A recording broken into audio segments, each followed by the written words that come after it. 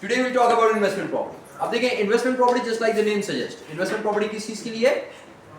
For investment purposes. That means you are not using the property. You are not using the property for your business purposes. आप इसको खुद इस्तेमाल नहीं कर रहे. आप खुद इस्तेमाल कर रहे होते हैं for admin purposes, for marketing purposes, for manufacturing purposes. अब आप इसको इस्तेमाल नहीं कर रहे. Okay? So investment property is a land or building held to earn rentals.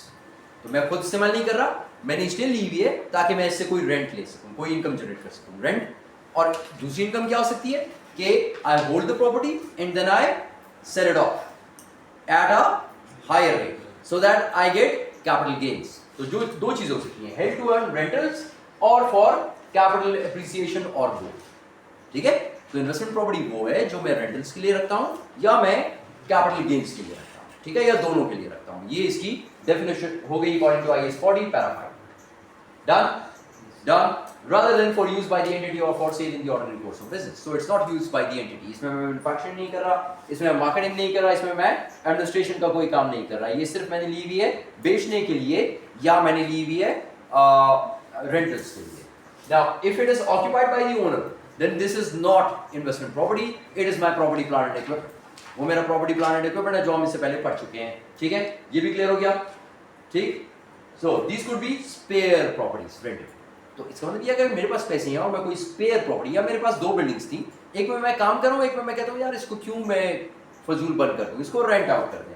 So this is your spare property rented out to third parties और specifically bought in order to profit from a gain in value. Just like I said, appreciation in value, capital gain, कि मैं उसको रखता हूँ ताकि 2 साल बाद 3 साल बाद प्रॉपर्टी की वैल्यू ज्यादा हो जाएगी, मैं इसको बेच दूंगा. ठीक है. तो such property is called as investment property. अब एक और काम भी हो सकता है, क्या पता है एक ही प्रॉपर्टी हो, उसके अंदर एक फ्लोर पे आप काम करें, एक फ्लोर को आप रेंट आउट कर दें, तो फिर उस केस में क्या करेंगे? So in such case there could be a situation where a building can be accounted for in 2 different ways. How? If an entity occupies a premises but rents out certain floors to other companies. एक में तो मैं खुद काम कर रहा हूं, तो जिसमें मैं खुद काम कर रहा हूं वो मेरा क्या हो गया? Property, plant and equipment. वो मेरा खुद प्रॉपर्टी, प्लांट, इक्विपमेंट हो गया. और जिसको मैं रेंट आउट करता हूं वो क्या हो गया? Investment property. Got the idea? Got the idea class? ये बात भी क्लियर हो गई? दोनों चीजें क्लियर हो गई? Okay, let's move on. Consolidate जी. ये एक एक्सपेंस होगा, एक एक्सपेंस होगा या इनकम होगा? अगर मेरी प्रॉपर्टी है मैंने रेंट आउट की, ठीक है, तो उससे मुझे इनकम आता है, रेंटल इनकम, तो वो मेरी इनकम है. ठीक है. ओके. और जिसमें खुद रह रहे हैं या जिसमें खुद काम कर रहे हैं वो मेरा हो गया. रह नहीं रहे, तो हम बिजनेस की बात कर रहे हैं, काम कर रहे हैं, तो वो मेरा हो गया प्रॉपर्टी, प्लांट, इक्विपमेंट. एसेट हो गया. एसेट तो ये भी एसेट है लेकिन ये इन्वेस्टमेंट प्रॉपर्टी है ना. ये मैंने रखी इस चीज के लिए जिससे मैं रेंट कमाता हूँ, और जो रेंट आता है वो मैं शो करता हूँ statement of profit and loss में. यहाँ पर मैं क्या करता हूँ कि जो मैं जिसमें मैं खुद काम कर रहा हूँ उसको मैंने डिप्रिशिएट करनी है. ठीक है, क्योंकि वो मेरी अपनी प्रॉपर्टी है, उसको मैं लिखता हूँ प्रॉपर्टी, प्लांट एंड इक्विपमेंट. तो इसका मतलब ये है कि मेरे पास 2 कैटेगरीज है, प्रॉपर्टी, प्लांट एंड इक्विपमेंट और एक इन्वेस्टमेंट प्रॉपर्टी, 2 चीजें. ठीक है. Got the idea class? Okay. Consolidated accounts. अब थोड़ा सा और इसको जरा थोड़ा सा और कंफ्यूजन हो. अब अगर मेरे पास एक बिल्डिंग है, if a building is rented by a subsidiary of the entity, मेरी एक सब्सिडरी है, बिल्डिंग मेरी है और मैं उस सब्सिडरी को दे दूं. ठीक है, मैं सब्सिडरी को दे दूं रेंट पे, तो फिर उस केस में क्या होगा? In such a case then the building will be classed as an investment property in the individual accounts. मेरे लिए क्या हो गई? इन्वेस्टमेंट प्रॉपर्टी हो गई ना, क्योंकि मैंने रेंट आउट भी दी हुई है. लेकिन रेंट आउट में मैंने किसको दी हुई है? अपनी सब्सिडरी को दी हुई है. ठीक है. तो अगर मैं सिर्फ अपनी बैलेंस शीट बनाता हूं, स्टेटमेंट ऑफ फाइनेंशियल पोजीशन, तो मेरे पास वो आ रही है प्रॉपर्टी, प्लांट एंड इक्विपमेंट, और उसको मैं डेप्रिसिएशन चार्ज, मेरे लिए वो आ रही है इन्वेस्टमेंट प्रॉपर्टी, क्योंकि मैंने उसको रेंट आउट किया हुआ है, उससे मुझे किराया मिलता है. That is my rental income which goes to my statement of profit and loss. लेकिन जब मैं बनाऊं consolidated statements, do you have any idea what is consolidated statement? सबको मिलाकर, तो अब उसमें अगर देखें तो उसमें मैं भी हूं, मेरी सब्सिडरी भी है, तो पूरी एंटिटी एज अ होल, हम सब के लिए ये क्या बनेगी? In the individual accounts, but will be classed as property, plant and equipment per IAS 16 in the consolidated financial statements. Consolidation के लिए पूरी एंटिटी के लिए वो बन गई प्रॉपर्टी, प्लांट, इक्विपमेंट. मेरे लिए वो है investment property. Got this idea class? Got this idea? Okay. Accounting treatment. अब अकाउंटिंग ट्रीटमेंट इसकी क्या होती है? मैंने आपको थोड़ा बहुत आइडिया दे दिया था कि इसकी अकाउंटिंग ट्रीटमेंट क्या है. मैंने आपसे कहा कि ये मेरा एक एसेट है जिसको मैंने रिकॉर्ड करना है, लेकिन इन्वेस्टमेंट प्रॉपर्टी कह के रिकॉर्ड करना है। आईएएस 16 में हम लोग क्या करते थे कि जब भी मेरा प्रॉपर्टी प्लांट इक्विपमेंट होता था उसको रिकॉर्ड करने के दो तरीके थे। एक हम करते थे कॉस्ट के ऊपर, एक करते थे रीवैल्यूएशन मार्केट वैल्यू के ऊपर, ठीक है, फेयर मार्केट वैल्यू पे। So same is the case over here. IAS 40 then gives a choice for subsequent investment properties should initially be measured at cost. Initially आपने कॉस्ट में मेजर करनी है, initially आपने कॉस्ट में मेजर करनी है। जब आपने खरीदनी है तब आप कॉस्ट बेस को मेजर करोगे। कर दिया, ठीक। उसके बाद क्या करें? उसके बाद मेरे पास आइडिया, मेरे पास ऑप्शन है। I should stay at cost और I can go to fair value, revaluation. हर साल रीवैल्यू करें, रीवैल्यूड अमाउंट देंगे, हर साल रीवैल्यू करें, रीवैल्यूड अमाउंट।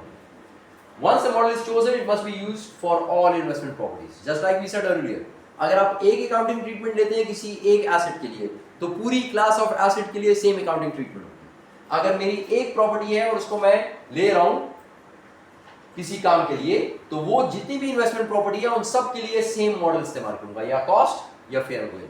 ये नहीं है कि एक इन्वेस्टमेंट प्रॉपर्टी एज कॉस्ट पे ले लूं, एक फेयर मार्केट पे ले लूं, दूसरी में फिर कॉस्ट पे ले लूं, चौथी फिर फेयर मार्केट पे ले लूं। नहीं, अगर मैंने एक इन्वेस्टमेंट प्रॉपर्टी कॉस्ट पे ली है तो जितनी भी इन्वेस्टमेंट प्रॉपर्टीज हैं सबको कॉस्ट पे ली। ठीक है, ये भी क्लियर हो गया? ये भी क्लियर हो गया क्लास से यस और no? Yes, okay, let's move on. Cost, अब अगर कॉस्ट पे करेंगे तो क्या आएंगे? कॉस्ट पे एग्जैक्टली सेम जिस तरह हमने इससे पहले किया था आईएएस 16 के मुताबिक। जो जो चीजें कॉस्ट में ऐड करनी है वो सारी चीजें कॉस्ट में ऐड करें, कॉस्ट पे इसको रिकॉर्ड करते हैं। Under the cost model the asset should be accounted for in line with the cost model laid out in IAS 16, जो हमने इससे पहले पढ़ा हुआ, सेम एग्जैक्टली उस तरीके से। यहां पे फर्क आएगा फेयर वैल्यू मॉडल पे। फेयर वैल्यू मॉडल में हम लोग क्या करेंगे? Under the fair value model the asset is revaluated to fair value. हम लोगों ने हर साल उसको फेयर वैल्यू पे लिखना है, जो उसकी मार्केट वैल्यू है उसके ऊपर लिख देंगे। फिर क्या करेंगे? द गेन और लॉस, कुछ ना कुछ गेन लॉस तो होगा। अब इससे पहले जब हम लोग रीवैल्यू करते थे तो गेन और लॉस को किधर लेके जाते थे? हाँ, लेकिन उसका नाम क्या था उस हेड का? ओसीआई। तो ओसीआई तो स्टेटमेंट थी ना, ठीक है। रीवैल्यूएशन सरप्लस जो चला जाता था मेरी equity portion of the financial position. सही है, क्लियर? अब यहां पर क्या करेंगे? यहां पर हम ये क्या करेंगे कि the asset is revalued to fair value at the end of each year. एक तो ये काम करना है, और फिर अगर इसमें कोई गेन या लॉस होगा तो उसको आप रीवैल्यूएशन में नहीं लिखना, उसको पूरा का पूरा इनकम स्टेटमेंट या प्रॉफिट एंड लॉस स्टेटमेंट में लिखना है। द गेन और loss is shown directly in the statement of profit और लॉस, नॉट ओसीआई। ओसीआई में नहीं लिखेंगे, उसको हम लोग पी एंड एल में लिखेंगे। ठीक है, प्रॉफिट एंड लॉस अकाउंट में उसको लिख देंगे, statement of profit and loss में। नीचे ओसीआई में नहीं लिखना, ओसीआई तो नीचे था, हम नीचे नहीं लिखेंगे, उसको ऊपर हम लिख देंगे या गेन या लॉस। क्यों? क्योंकि वो मैं खुद इस्तेमाल नहीं कर रहा बिजनेस के लिए, ये मेरी इन्वेस्टमेंट की प्रॉपर्टी है। अगर इन्वेस्टमेंट की प्रॉपर्टी है और इसकी वैल्यू ज्यादा हो गई तो इनकम रिकॉर्ड करें, प्रॉफिट रिकॉर्ड करें। अगर लॉस हो गया, वैल्यू कम हो गई, लॉस रिकॉर्ड करें। ओसीआई में नहीं, ओसीआई में रिकॉर्ड हुआ था तो वो चला गया था रिवैल्यूएशन सरप्लस में। ठीक है, रिवैल्यूएशन सरप्लस चला गया था equity portion of the statement of financial position में। यहां पर वो काम नहीं कर रहा, यहां पर सीधा सीधा statement of profit and loss को लिख दें, चार्ज कर दें, चाहे प्रॉफिट है चाहे लॉस है। फिर third, no depreciation is charge. वहां पे हम लोग डेप्रिसिएशन को चार्ज करते थे, यहां पे कोई भी डेप्रिसिएशन चार्ज नहीं होगी। जी क्वेश्चन? जी तेज, थोड़ा सा तेज।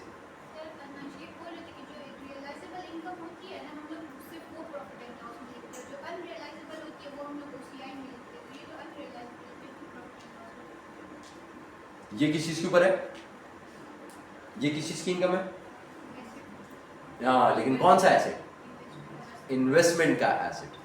ठीक है, इन्वेस्टमेंट का एसेट जब हम लोग बेचेंगे ना तब वो रियलाइज होगा ना। ठीक है, जब बेचेंगे तो तब मेरे पास जेब में पैसे आ जाएंगे।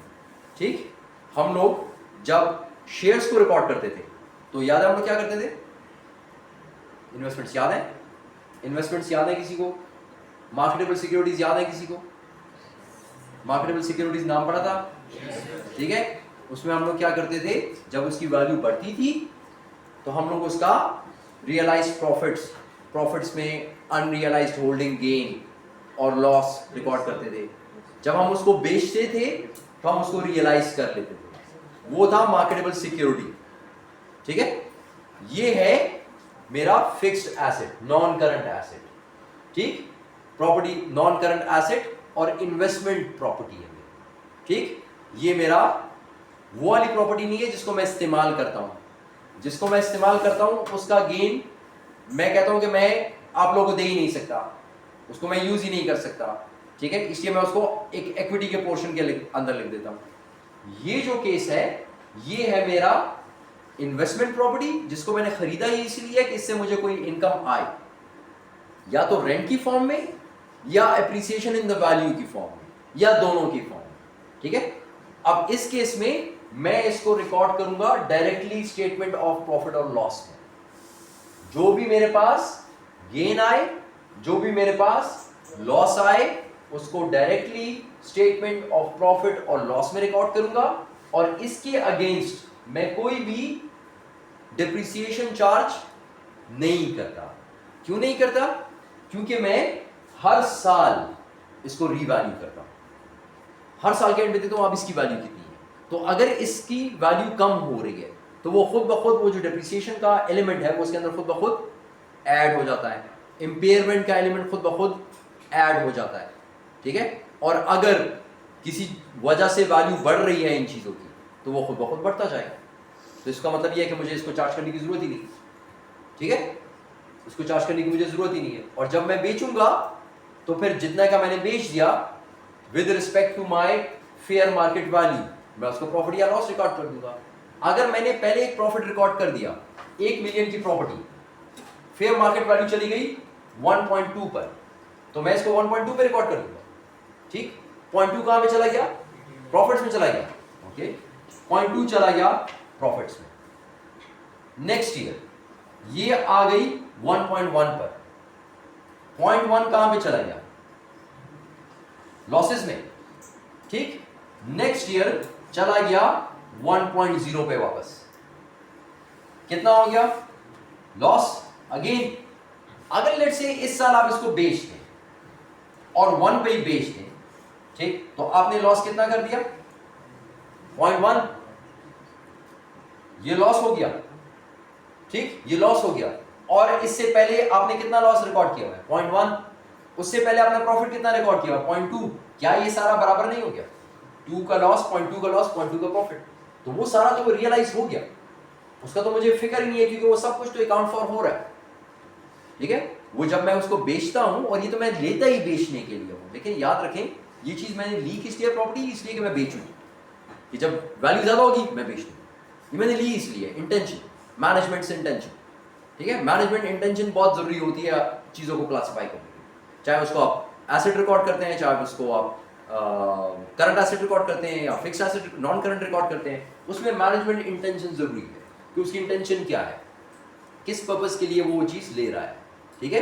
अगर वो अपने इस्तेमाल के पर्पस के लिए ले रहा है तो प्रॉपर्टी प्लांट इक्विपमेंट है, अगर वो बेचने के पर्पस के लिए ले रहा है या रेंटल पर्पस के लिए ले रहा है तो वो investment property.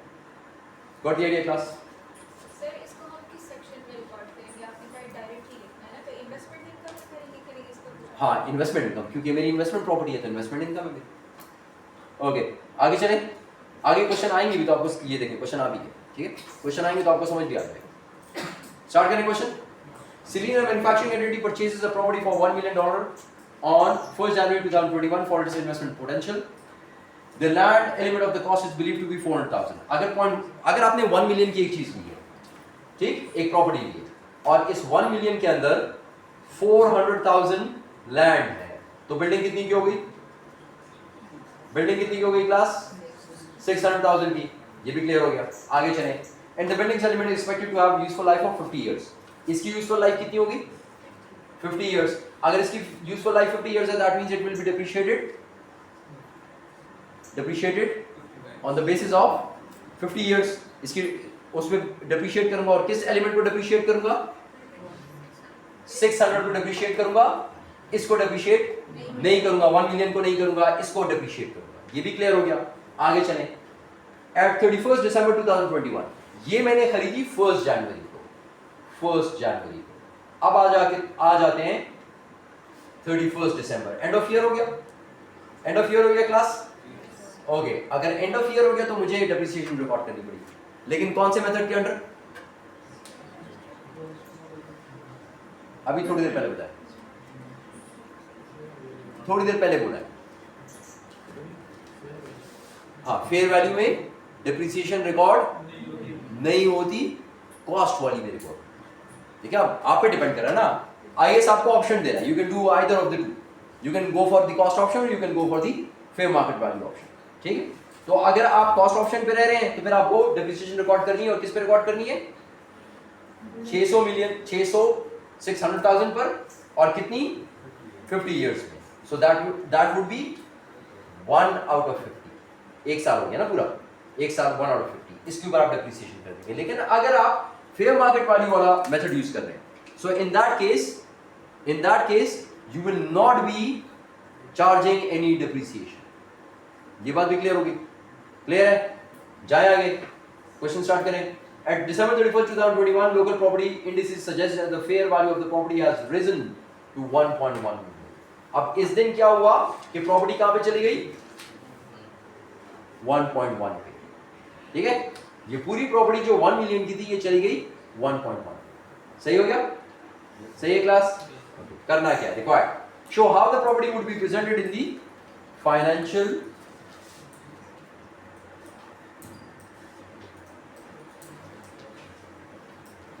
Okay.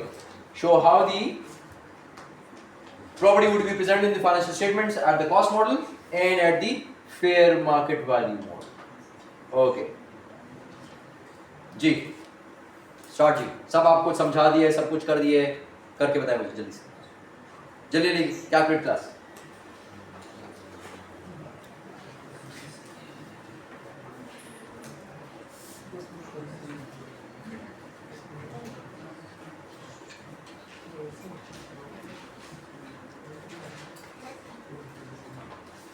Come on class, जल्दी।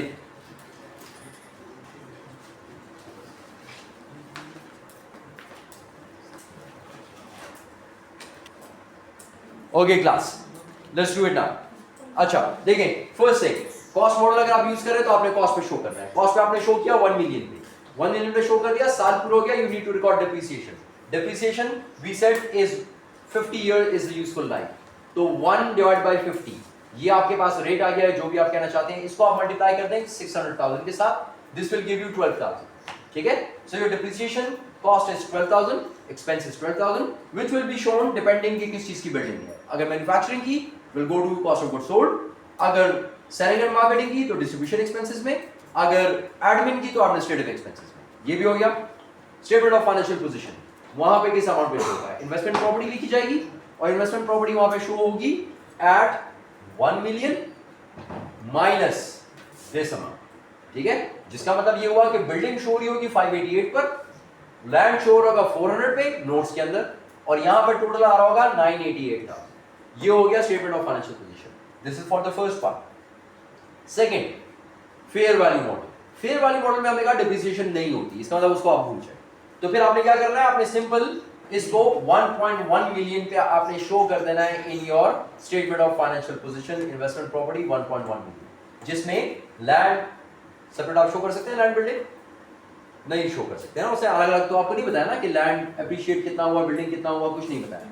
तो 1.1 मिलियन पे आप इसको टोटल शो करते हैं, आप इसको अलग अलग नहीं शो कर सकते। ठीक, अब प्रॉब्लम आ गया कि आपके पास थोड़ा सा बीच में गेन आया है। गेन आया है from 1 to 1.1 million which is 0.1 million, 0.1 million which is equal to 100,000। 100,000 का गेन आया है, ये गेन आप रीवैल्यूएशन सरप्लस में नहीं शो करेंगे, इसको आप शो करेंगे इन्वेस्टमेंट की इनकम। ठीक है, so statement of financial statement of profit and loss, उसके अंदर इन्वेस्टमेंट इनकम में आप शो कर देंगे 100,000 गेन ऑन इन्वेस्टमेंट प्रॉफिट। ठीक है, क्लियर हो गया? क्लियर हो गया? ये सारा आपका हो गया इन्वेस्टमेंट प्रॉफिट। ओके, अब जरा जाते हैं यार, अगर आप लोग इस तरह करें कि एक जगह से दूसरी जगह ट्रांसफर करें, लेट्स से मेरे पास एक बिल्डिंग है, मैं उसमें खुद काम कर रहा हूँ, और फिर मैं कहूँ यार छोड़ दो यार, ये बिल्डिंग को किराए पे दे देता हूँ, so that means you are shifting from property plant and equipment to investment property. या अगर उल्टा हो, आपने एक चीज इन्वेस्टमेंट पे दी हुई है, इन्वेस्टमेंट के लिए आपने ली थी, आपने इन्वेस्टमेंट प्रॉपर्टी रखी, उसको उससे रेंट कमा रहे थे, और अब आप कहते हैं नहीं यार इसको मैं खुद इस्तेमाल करूँ, so that means you are shifting from investment property to property plant and equipment. ये भी हो सकता है कि आप लोग मेथड को चेंज कर दें, आप कॉस्ट से फेयर वैल्यू पे आ जाए या फेयर वैल्यू से कॉस्ट पे चले जाए। इस केसेस में क्या होगा यहां पर, ठीक है। Let's start. If an asset is transferred from property plant and equipment to investment property, if an asset is transferred from property plant and equipment, आप खुद इस्तेमाल कर रहे थे, now you want to transfer it to investment property. और आप method कौन सा यूज कर रहे हैं? आप मेथड यूज कर रहे हैं फेयर वैल्यू मॉडल, ठीक है, फेयर वैल्यू मॉडल। तो फिर क्या होगा, मैं प्रॉपर्टी प्लांट एंड इक्विपमेंट से फेयर वैल्यू अगर आप इस्तेमाल करते हैं तो क्या चीज जरूरी होती है? पहली चीज हमने क्या पढ़ी थी? अगर मैं फेयर वैल्यू मॉडल इस्तेमाल करता हूं, so what is the first thing which I need to know? क्या करूं? तेज फेयर वैल्यू पे उसको डिनोट करेंगे। जो फेयर वैल्यू वो है जो मार्केट के अंदर है, एक चीज, और दूसरी एक और बात बताएंगे, डेप्रिसिएशन चार्ज नहीं होगी, ठीक है। दो चीजें आपको, okay. So the asset must first be revalue, पहले तो उसको फेयर मार्केट वैल्यू पे लेकर आए ना, ठीक है, फेयर मार्केट वैल्यू पे लेकर आऊंगा उसे, रीवैल्यू पर IAS 16। अब देखें इसको आप पहले किस चीज पे इस्तेमाल कर रहे थे, किस चीज के लिए इस्तेमाल कर रहे थे? बिजनेस के लिए, ठीक है। मैं बिजनेस के लिए इस्तेमाल कर रहा हूं फेयर वैल्यू मॉडल के मुताबिक। अब मैं बिजनेस से उठाकर इसको इन्वेस्टमेंट में लेके जा रहा हूं, ठीक है। तो अब मैंने इन्वेस्टमेंट प्रॉपर्टी को रिकॉर्ड करना है। इन्वेस्टमेंट प्रॉपर्टी को किस अमाउंट पे रिकॉर्ड करूंगा? जो उसकी फेयर मार्केट वैल्यू है। फेयर मार्केट वैल्यू मैंने पता की आज की क्या है, आज की फेयर मार्केट वैल्यू है 1.1। इससे पहले रिकॉर्ड हुई थी 1 के ऊपर, तो 0.1 जो है वो सरप्लस आ गया एक चीज का। लेकिन अब वो किस चीज का सरप्लस है? पहले थी ये पर्सनल यूज, बिजनेस यूज के लिए, अब है वो इन्वेस्टमेंट पर्पसेस के लिए। तो अगर वो पहले बिजनेस पर्पसेस के लिए थी और आपने पूरा साल गुजार दिया या आपने एक टाइम पीरियड गुजार दिया, उस टाइम पीरियड में इसमें एप्रिसिएशन आ गई, तो वो एप्रिसिएशन किस चीज की है? किस चीज की है? किस चीज की है क्लास? एसेट की तो एप्रिसिएशन है, लेकिन वो उसको आप इस्तेमाल क्या कर रहे थे? एज अ ओन प्रॉपर्टी ना, as a you are using it for the business. तो हमने क्या कहा, अगर बिजनेस के लिए आप कोई चीज इस्तेमाल कर रहे हो, उस चीज में एप्रिसिएशन आती है, तो वो कहां पे जाती है? रिवैल्यूएशन सरप्लस में, जो कि जाता है फिर इक्विटी वाले, OCI और equity. The asset must first be revalued per IAS 16, 40 IAS नहीं, इन्वेस्टमेंट प्रॉपर्टी नहीं, IAS 16 which is property plant equipment। तो फिर क्या होगा? Creating a revaluation surplus in equity, OCI और इस OCI से equity, and then transferred into investment property, और फिर उसके बाद उसको इन्वेस्टमेंट प्रॉपर्टी में लेके जाऊंगा। समझ आ गई? समझ आ गई क्लास? पहले उसको रिवैल्यू कर दूंगा, 1.1 पर लेकर आ जाऊंगा, उसको रिवैल्यूएशन सरप्लस में ले जाऊंगा जो इंक्रीज आया है, और फिर उसको प्रॉपर्टी प्लांट एंड इक्विपमेंट को डेबिट कर दूंगा, क्रेडिट कर दूंगा, खत्म कर दूंगा, और इन्वेस्टमेंट प्रॉपर्टी को डेबिट कर दूंगा। इन्वेस्टमेंट प्रॉपर्टी ज्यादा हो गई, प्रॉपर्टी प्लांट एंड इक्विपमेंट कम हो गया। Got the idea class? Got the idea? Done? आगे जाऊं, नेक्स्ट पे जाऊं। Next, if the cost model is used for investment properties, अगर आप कॉस्ट मॉडल को इस्तेमाल करते हैं, तो हमने क्या कहा था कि कॉस्ट मॉडल में आप लोग डेप्रिसिएशन करते हैं। एक बात तो ये बात याद रखें, कॉस्ट मॉडल डेप्रिसिएशन होगी। फिर दूसरा क्या होगा, 1 मिलियन की प्रॉपर्टी थी और आप इन्वेस्टमेंट में ले गए, लेकिन अमाउंट क्या आप लोग रिवैल्यू करेंगे अभी इसको?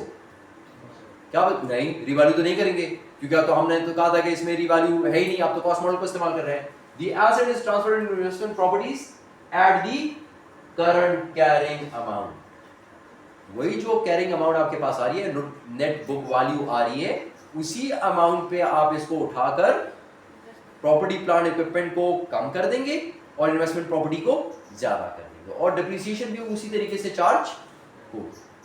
सही है क्लास? ये बात क्लियर होगी? दोनों बातें क्लियर? आगे जाऊं, next scenario, if an asset is transferred from investment property to property plant equipment. अब उल्टा केस हो, मैंने चीज रखी हुई है रेंट के लिए, उसमें मैंने किसी को रेंट पे दी है, लेकिन अब मैं कहता हूं नहीं यार मुझे जगह चाहिए, और मैं उसे कहता हूं तुम बाहर निकलो और इसको मैं दूंगा। तो मैं क्या कर रहा हूं, I am shifting from investment property to property plant and equipment, and the fair value model for investment property आप इस्तेमाल कर रहे हैं, फेयर वैल्यू मॉडल। ठीक है, अगर मैं फेयर वैल्यू मॉडल इस्तेमाल करता हूं तो क्या क्या चीजें होती हैं? Fair market value find out करूंगा, और जो भी इंक्रीज डिक्रीज आएगा वो प्रॉफिट एंड लॉस में जाएगा, OCI में नहीं जाएगा, एक चीज। दूसरा, उसकी डिप्रिसिएशन चार्ज नहीं होगी। Okay done. अब देखिए रीवैल्यू द प्रॉपर्टी फर्स्ट पर IAS 40। क्यों? क्योंकि वो इस वक्त मौजूदा वो है आपकी प्रॉपर्टी इन्वेस्टमेंट, ठीक है, इन्वेस्टमेंट प्रॉपर्टी है, तो इसलिए अगर आप उसको रीवैल्यू करेंगे तो आप IAS 40 को इस्तेमाल करेंगे, 16 को इस्तेमाल नहीं करेंगे। मैंने IAS 40 को इस्तेमाल कर दिया, अगर IAS 40 को इस्तेमाल कर लिया उसकी वैल्यू ज्यादा हो गई तो वो मेरी हो गई इनकम। कौन सी इनकम? इन्वेस्टमेंट की इनकम, ठीक है, रीवैल्यूएशन सरप्लस वाली इनकम नहीं, इन्वेस्टमेंट की income.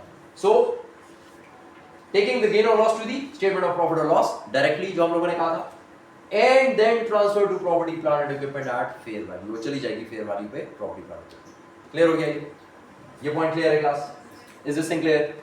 Okay next, if the cost model is used for investment properties. अब अगर मैं कॉस्ट मॉडल को इस्तेमाल करता हूं, ठीक है, अब मैंने क्या करना है, इन्वेस्टमेंट प्रॉपर्टी से उठाकर उसको प्रॉपर्टी प्लांट एंड इक्विपमेंट में लेके जाओ, और कॉस्ट मॉडल इस्तेमाल हो रहा है, तो अगर कॉस्ट मॉडल इस्तेमाल हो रहा है तो फिर क्या है, डिप्रिसिएशन चार्ज होगी, रीवैल्यू करने की जरूरत है नहीं, बस done. The asset is transferred into property plant and equipment, हो गया। किस अमाउंट पे? जो अमाउंट ऑलरेडी इसकी बैलेंस शीट में आ रही है, फाइनेंशियल पोजीशन में आ रही है, which is the net book value at the current carrying amount and continues to be depreciated. बस बात खत्म। क्लियर? सारी सिचुएशन क्लियर क्लास? क्लियर है? क्वेश्चन को स्टार्ट करें,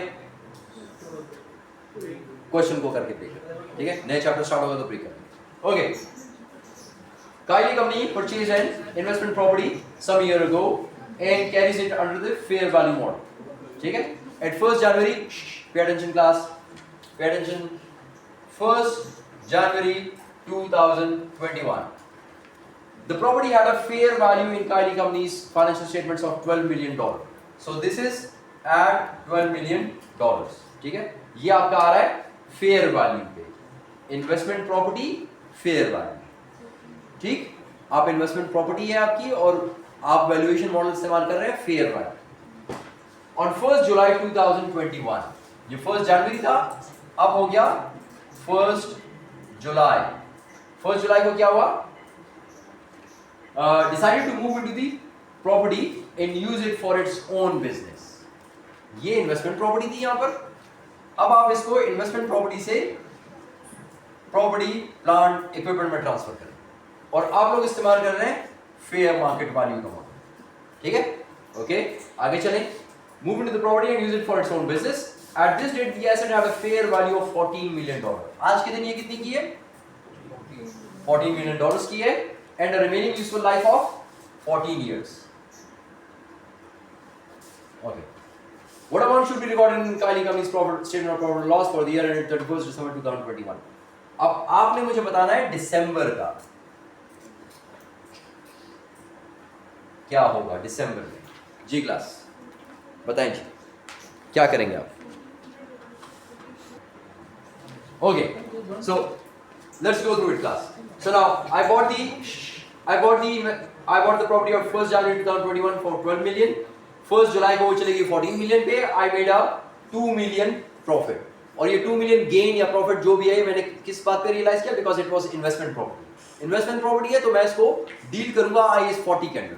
IAS 40 मुझे कहता है कि आपने जो भी कमाया आप उसको उठाकर इनकम में डाल दें, इन्वेस्टमेंट इनकम में। इन्वेस्टमेंट इनकम में मैंने डाल दिया 2 मिलियन, हो गया। ओके, अब मैं इसको इस्तेमाल कर रहा हूं खुद। 1st जुलाई से लेकर 31st दिसंबर मैंने खुद इस्तेमाल किया, 6 मंथ्स मैंने खुद इस्तेमाल किया, तो अब चाहिए कि मैं इसको डिप्रिशिएट करूं, ठीक है। डिप्रिशिएट करें, डिप्रिशिएट किस अमाउंट को कर रहा हूँ? 14 मिलियन को। यूजफुल लाइफ इसकी कितनी है? 14 ईयर्स, तो आ गया 1 मिलियन पर ईयर, लेकिन मैंने इस्तेमाल किया हाफ अ ईयर, तो इसको हाफ कर दें 500,000, ये आ गया डिप्रिसिएशन एक्सपेंस। और स्टेटमेंट ऑफ फाइनेंशियल पोजीशन में इसकी नेट कैरिंग अमाउंट क्या आएगी या नेट बुक वैल्यू क्या आएगी? वो आएगी 14 million minus 500,000 equals 13.5 million. Got the idea? Depreciation expense या तो जाएगा मैन्युफैक्चरिंग को CGS, या जाएगा distribution cost selling and marketing, या एडमिन एक्सपेंस को, डिपेंडिंग कि वो क्या चीज़ है, ठीक है। एग्जाम पर्पसेस के लिए मैं क्लियर कट बताऊंगा कि क्या चीज़ है, तो आपने उधर ही इसको लिखना है। अगर मैं बोलूँ मैन्युफैक्चरिंग की बिल्डिंग है, फैक्ट्री की बिल्डिंग है, तो CGS में ऐड करना है। अगर मैं आपसे कहूँ कि मार्केटिंग के लिए इस्तेमाल हो रही है, सेलिंग के लिए इस्तेमाल हो रही है, you will add it to distribution cost. अगर मैं आपसे कहूँ कि administrative, clerical, executive, head office के लिए इस्तेमाल हो रही है, it will go to administrative expenses. Done? I guess this is all from this chapter. यही है ना? Done? नहीं, एक रहता है, दो रहता है। अच्छा नहीं, ये तो आप लोग कर लेंगे, आपको असाइनमेंट नहीं मिली हुई थी ना, वो असाइनमेंट ये किया है, कब किया है? 11 में कुछ पार्ट्स किए हैं, कुछ रिमेनिंग थे जो आपको इस वीकेंड पे करने थे जो आपने नहीं किए, वो आज आप करेंगे, 10 आज आप करेंगे, और कल अगर क्विज के लिए तैयार हो सकते हैं तो कल, नहीं तो नेक्स्ट वीक चैप्टर 2 का क्विज, ठीक है? 1 का तो अभी कर रहे हैं ना, 1 को तो अभी डील कर रहे हैं, ठीक? ओके, अच्छा अब आ जाए इधर, देखें हम लोगों ने क्या क्या पढ़ा है, ठीक है? हमने क्या क्या पढ़ा है, एक समरी देख लें, हमने क्या क्या पढ़ा। We started off with tangible non-current assets. So we're talking about tangible assets. Our next chapter is intangible assets. पे अभी आएंगे। Tangible हमने किया, इन्वेस्टमेंट प्रॉपर्टीज को हमने देखा। इन्वेस्टमेंट प्रॉपर्टी में एक कॉस्ट मॉडल था और एक था fair value model. If you are using cost model, so you hold at cost minus depreciation. हमने ये बात अभी सारी डिस्कस की। If you are using fair value model, तो फिर रीवैल्यू करें at each year end, बस डेप्रिसिएशन चार्ज नहीं करनी। अब आ जाए इधर, अगर आप इसको प्रॉपर्टी प्लांट इक्विपमेंट लेते हैं तो फिर आपने इस्तेमाल करना है IAS 16 को इस्तेमाल करना है, cost of bringing asset into working condition. हमने कहा था कि वो अपनी वर्किंग कंडीशन में आ जाए, जितनी भी कॉस्ट इनकर होगी सारी की सारी यहाँ पर आ जाएगी।